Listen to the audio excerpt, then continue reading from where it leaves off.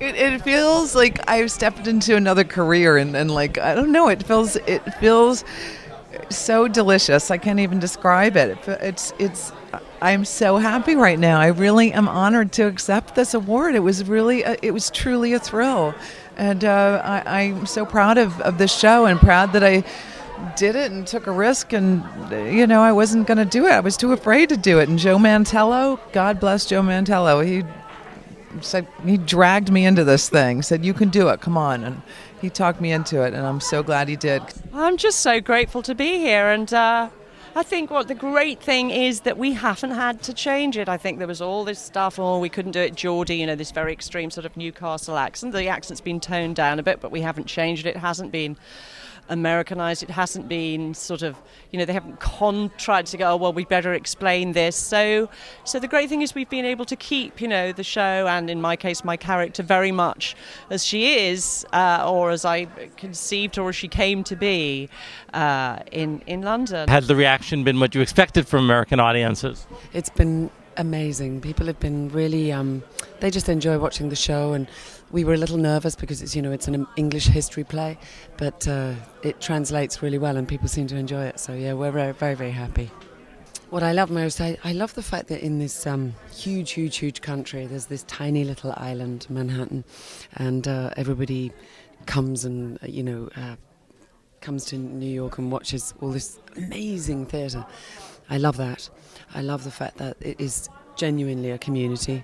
The number of actors I've met just in the short time I've been here, and I see them, we all go to the same bars after the show, and it's all, for a cranberry juice. It's all, we all do the same thing.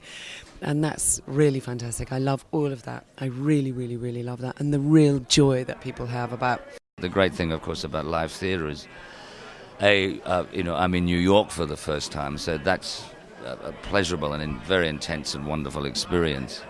But, this is at the end also of an 8-show week, and you're thinking, oh my God, now I've got to go back Tuesday night and do it again. It's not over yet, But it's extremely thrilling because with the Drama League the other day and tonight with the Drama Desk, you really sense that they're not media events. They're for the industry to celebrate the breadth and depth of what's there. Tonight particularly being Broadway, off-Broadway, and off-Broadway. So you're looking at a great range of theatrical endeavor.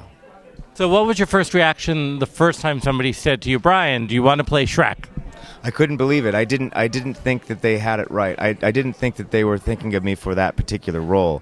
So it took me a couple of conversations with my agent to make sure that he had the information right. So I was I didn't compute it. I couldn't compute it. So, but after they described what they wanted to do and how they wanted to do it, it became clear that it was obviously a great role for an actor to kind of explore and create a living, breathing version of this ogre, and how do you do that? So all those questions were really fun and very, very creatively explored by not only by the opportunity that I had, but by the people that were providing the opportunity, and the experience of seeing this production and the magic that theater can give to somebody, especially a young child. That to me makes me feel very, very happy and very proud, because I know that we are all in this company. We're all kind of just throwing that out in buckets. So it's a great feeling. I have a 7-year-old daughter, so I know kind of what it's like to kind of watch her watch things and figure them out. And I'm thrilled to kind of be providing some entertainment for kids. When you believe in something, there's no stopping you. And I just believed in Hair, and I'm just so gratified by the audience response and the response from organizations like the Drama Desk to support this incredible piece that I think is being revived and brought anew to a whole new audience, and that's just so important. What does the Drama Desk Award mean to somebody not from America? Well, I think to me it means something quite special, just because, as I think I maybe said in the speech, is actually getting an award from the city where musicals were basically born is it's pretty special to me. What's the secret with working with so many different young men of different builds, of different characters, and making them all become Billy Elliot? I think it's actually not trying to make them all become a mold. It's actually recognizing what is individual and fascinating about them and allowing that talent to explode.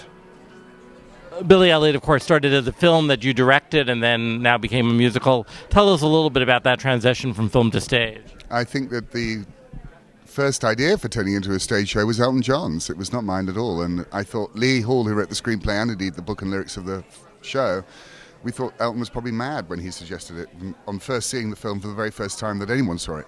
But he persevered and persuaded and cajoled, and eventually we started working on a workshop of the show. I think we only really wanted to do a musical of the story if we could make it better and if we could deepen it, and I think that we have, and I think that all of us who are involved in the film think that actually the story's found its natural home on the stage. Do you like to do more stage work? I would.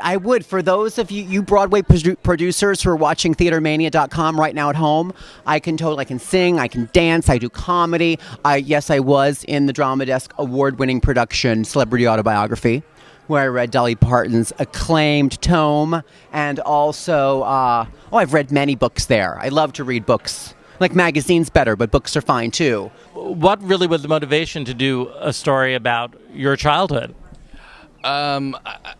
That's a good question. I wanted to do the show for a long time, and I finally found Erica Schmidt, and she was available, and we actually just started doing it on our own, and it just kind of, everything fell into place. And it wasn't about doing it this year in particular, it just was something that we wanted to work on. So that's how it happened. It was extremely funny, extremely poignant, and most importantly, I think, extremely physical. I know as I watched it, I was afraid, how does he not hurt himself? So tell us a little bit about your physical preparation for being a clown.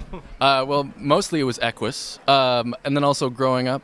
The thing is that I did get a little banged up, but because I'd been doing it since I was 2 years old, it was all very much muscle memory, so it was fine. But, I certainly would sleep a lot, ice a lot, and try not to run around too much during the day, and just, kind of hope for the best every night, frankly. No, Kent was really a very angry, tough character. Was that fun to play? It was fun. I would say more than fun, it was just very interesting to dig into it because he was very angry, but I think the thing for me was to find why he was angry, and I think what I found was that he just had a deep-seated level of insecurity, which, most people who are very angry and act out in that way act out of fear and out of insecurity. So to portray somebody who, is yearning to be recognized and loved just like all of us and acts out in bad ways because of it. Now, what is it like to spend the same year reading and working on the work of Neil LaBute and then Eugene O'Neill in Desire Under the Elm? Yeah, they're a little different, aren't they? It's great. It's great. I mean, that's why I'm an actor, and that's why I do what I do, is to move from one job to the other, to live in different worlds, to have the opportunity to put myself in as many situations as I can. And as far as different situations go, those are pretty different. The world of Neil LaBute and the world of Eugene O'Neill couldn't really be further apart. Do you have a particular affinity for playing Brits?